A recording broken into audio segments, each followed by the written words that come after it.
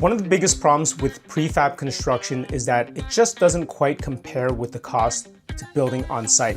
Now, the new Prefab Plus program from CMHC may help to solve that problem. So this program can work really well for those of you who are looking for financing options to build between 2 to 4 units. Let's get into it. Okay, so we all know that prefab construction has had a lot of promise for many years. It's nothing new, it's been around for decades, and in the past few years, we've really noticed an uptick in the number of manufacturers that are getting into this space, specifically because of the ability to now build detached ADUs in all municipalities across Ontario. Now, we have found that prefab has not been as financially viable for additions to the existing house or for garden suite ADUs. Now, on paper, it seems like a great option because you're building in a controlled environment where weather is not an issue. You have the speed of construction because you're manufacturing indoors, and often the design is pre-approved by the actual municipality themselves. Now, there are a few reasons why we believe it's been a challenge from the financial standpoint with prefab construction. The first, there's going to be a very high cost for the facilities that are building these. There needs to be very specialized knowledge in terms of the construction as well as for the installation, and we just don't have that labor force that's available. There's high transportation costs, so the farther the site is away from the manufacturing facility, the higher the cost is going to be. And then also there's going to be unique site constraints where it's not going to be very easy to drop the prefab unit, right? So there might have to be a crane involved, which of course is going to add to the additional cost. Also, you're not maximizing the highest and best use of that property, especially when land costs are high. So we find that a lot of developers and homeowners want to have a customized design so they can utilize every square foot of that property so that they get that benefit in the long term. And it's very difficult when you have standard prefab construction maximize every individual site. There's still going to be a lot of work involved on site, whether it's prefab or on-site construction. So there's going to be site prep, there's going to be foundation work, utility connections, all of that in many cases is not considered in the cost when people are budgeting for a prefab unit. And one of the biggest challenges is financing. So with traditional financing, you get multiple draws through that construction process, whereas with a prefab unit, typically it has to be completed, delivered before there's any funding that's available. Now, at the end of the day, these all result in real financial constraints that make prefab not as financially viable compared with building on site. So these financial constraints may be mitigated with this new Prefab Plus program from CMHC. So as you may be aware, as part of the Liberal platform, the promise was to boost the prefab industry. So this looks like the program to try to do that. So this new program will provide mortgage loan insurance specifically for prefabricated homes, modular, and manufactured homes. Now, depending on the number of units and whether or not the home was owner occupied, it may be eligible for a loan to value of up to 95%.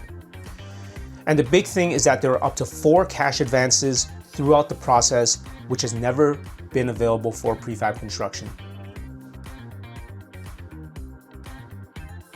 From an opportunity standpoint, a program like this can work incredibly well for an owner-occupier, whether they're going to be using the entire property themselves and every unit is going to be occupied by a family member, or if they will be house hacking and renting out additional units.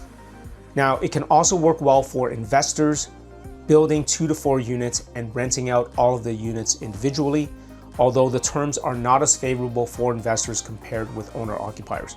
Now, in either case, I think this is a tremendous opportunity to build the high-demand houses that we talk a lot about, which are the family-sized 3+ bedrooms in the low-rise neighborhoods with access to schools, parks, and community centers.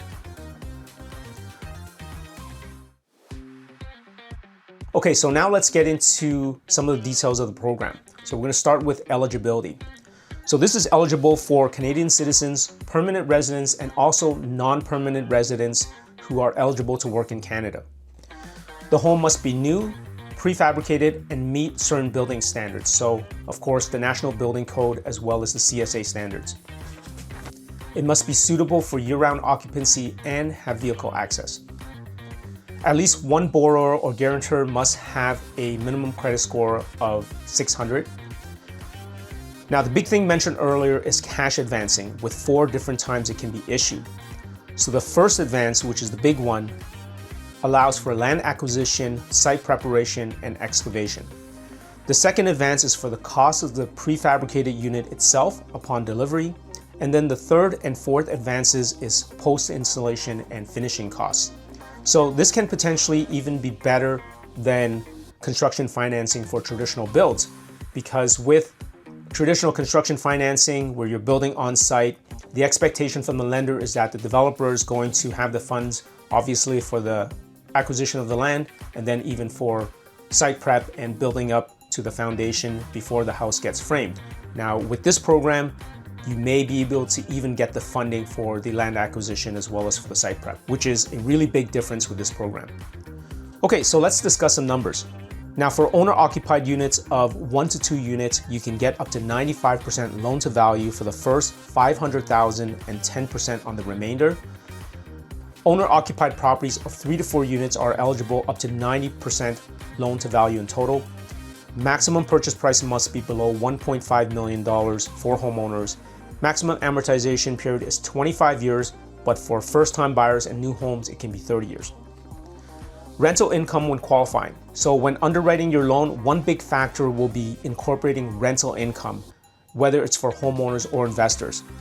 The maximum threshold for gross service debt is 39% and total debt service is 44%. So this is huge for determining debt service ratio. Traditionally, this has been challenged to get loans for investment properties because they would not include the rental amount. Typically, appraisers would do a sales comparison and not include what the income would be with the addition of rent, right? So this can be a really big difference in terms of the loan amount that can be obtained. Now, in terms of premiums for borrowing that is insured through this program, it's going to be a sliding scale. So up to 65%, you're going to have a premium of 0.6% on the total loan amount. Between 65 to 75, it's going to be 1.7%. 75 to 80 will be 2.4%.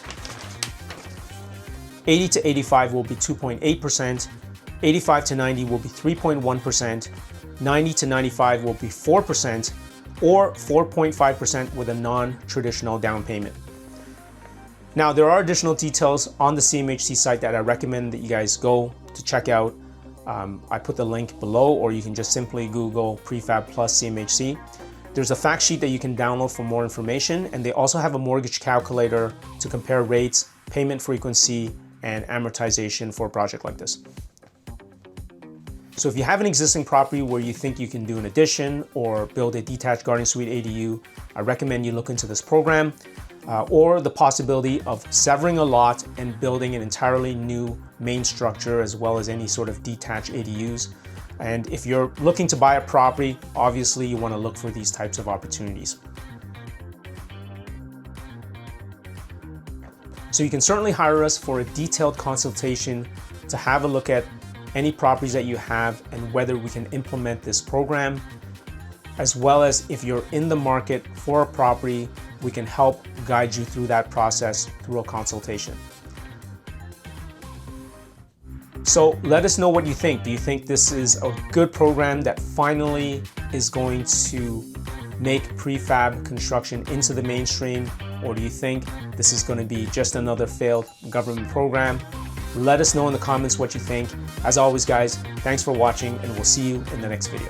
Thanks for watching. Make sure to grab a free copy of our Ontario Missing Middle Toolkit PDF. If you're planning on doing any missing middle projects in 2026 and beyond, this is a full guide on all the resources that you need for small-scale development projects in Ontario. Grab a copy at sweetadditions.com.